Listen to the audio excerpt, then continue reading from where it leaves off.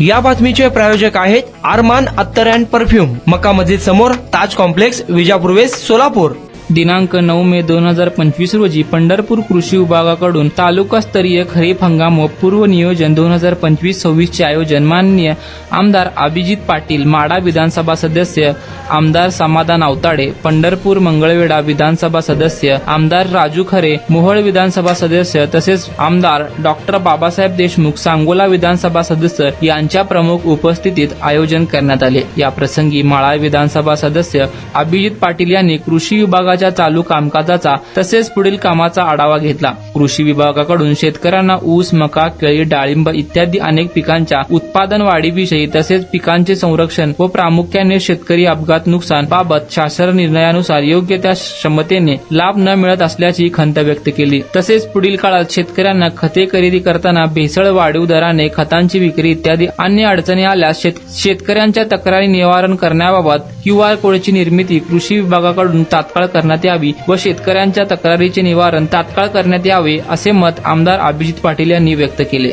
त्याचबरोबर ऊस उत्पादक शेतकऱ्यांना मोठ्या प्रमाणात हुमणी रोगाच्या प्रादुर्भावाने मोठ्या प्रमाणावर नुकसान होत असून याबाबत कृषी विभागाकडून तात्काळ हुमणी यंत्रणेबाबत घ्यावयाची काळजी व उपाययोजना प्रत्येक गावात मोहीम राबवणे आवश्यक आहे असे देखील पाटील यांनी सांगितले। यावेळी पंढरपूर तालुक्याचे कृषी अधिकारी मोरे यांनी कृषी विभागाकडून चालू असलेल्या कामांची माहिती दिली व पुढील काळात कृषी विभागाकडून माती परीक्षण, शासनाच्या योजना, गोपीनाथ मुंडे शेतकरी अपघात अनुदान योजना, पीक संरक्षण, पीक लागवडी बाबत पूर्वीपेक्षाही मोठ्या प्रमाणात मोहीम राबवणार असल्याचे सांगितले। पंढरपूर तालुकास्तरीय खरीप हंगाम पूर्व नियोजनास पंढरपूरचे तहसीलदार सचिन लंगोटे, पंढरपूर पंचायत समितीचे मुख्य अधिकारी सुशील संसारे, पंढरपूर कृषी विभागाचे उपविभागीय कृषी अधिकारी लांडगे, पंढरपूरचे माजी नगराध्यक्ष सुभाष भोसले तसेच सामाजिक व वैद्यकीय क्षेत्रात कार्य असणारे विजयानंद हाके यांच्यासह कृषी विभागाचे सर्व अधिकारी, कर्मचारी व शेतकरी वर्ग उपस्थित होते।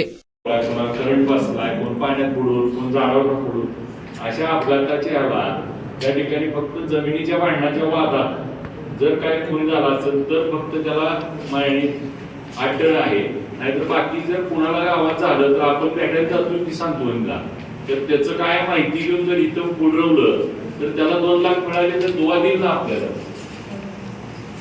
पण आपण करतोय का? आपल्या गावातल्या एखाद्याला आपली मदत होती आहे का?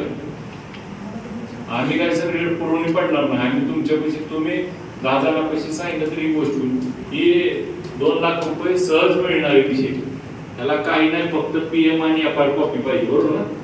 अपघात झाला काय योजना आहे, मनरेगा काय आहे, फंड काय आहे, लोकांना काय हो ना, मग बोर्ड लावायचे ठरले ना ते कधी किती दिवस 4-5 दिवसात ते कारण या बैठकीच्या आधी लोकांना अवेअरनेस येईल। तुमचं बोर्ड लावायचा, बोर्ड लावताना तिथं त्या गावचे सरपंच, तिथले कोण लोक त्यांना घ्या, तिथं कापा आणि फोटो व्हायरल करा। जेवढे तुमचे जी लोक आहेत तुमचे त्याच्यावर लिहिल्या मोबाईल नंबर तुमचा, कोणाला बोलायचे म्हणजे काय की लोक टच मध्ये येतील, लोकांना काहीतरी घडतंय कळल्यावरच येणार, कारण बोर्ड जोपर्यंत फोटो तुम्ही काढून पाठवत नाही तोपर्यंत लोक तुमच्याकडे येत नाही का?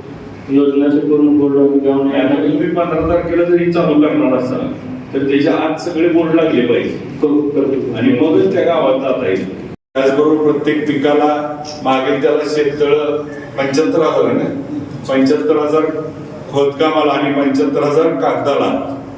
आज ड्रीपच्या बाबतीत आपल्याला माहिती आहे की योजनेला आता यावर्षी काही हे आलं नाही, परंतु भाऊसाहेब कोणकरच्या माध्यमातून 5 एकराच्या वरच्या शेतकऱ्याला देखील केळी, डाळिंब, द्राक्ष त्याला त्या ठिकाणी ऍड करावं म्हणून देखील अधिवेशनात देखील हा विषय झाला होता। कृषी मंत्र्याकडे आता बैठक पण ह्या महिन्यात लागेल आणि मग भाऊसाहेब कोणकर मध्ये त्या ठिकाणी आपल्याला जर ऍड झालं तर मोठ्या शेतकऱ्याला देखील ह्यातून लाभ होईल।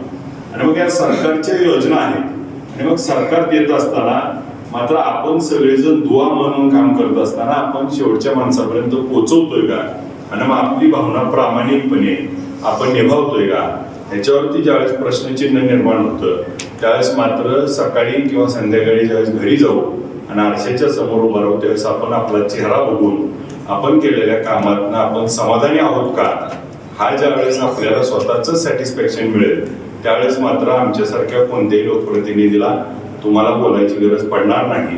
आणि कुणाला गिफ्ट द्यायचं असेल तर मग चला ना अरमान अत्तर अँड परफ्यूम मध्ये. सर्व प्रकारचे ब्रँडेड अत्तर परफ्यूम एकाच ठिकाणी मिळण्याचे सोलापुरातील प्रसिद्ध ठिकाण अरमान अत्तर and perfume. Ajmal, Rasasi, Ahmed Al Maghribi, Swiss Arabian यासारखे नामवंत कंपनीचे अत्तर अँड परफ्यूम मिळतील. इम्पोर्टेड गॉगल्स मध्ये पोगली, Ray Ban, LB, Ferrari, Gucci, Armani आदी नामवंत कंपनीचे गॉगल्स मिळतील. Rado, Rolex, Armani, AP, Hublot या कंपनीचे लेटेस्ट इम्पोर्टेड वॉचेस उपलब्ध. त्याशिवाय टेबल लॅम्प, बखुरदानी, मसाज गन, इम्पोर्टेड अगरबत्ती, हेअर ड्राय, फिंगर रिंग्स या वस्तू खरेदीसाठी एकदा अवश्य भेट द्या.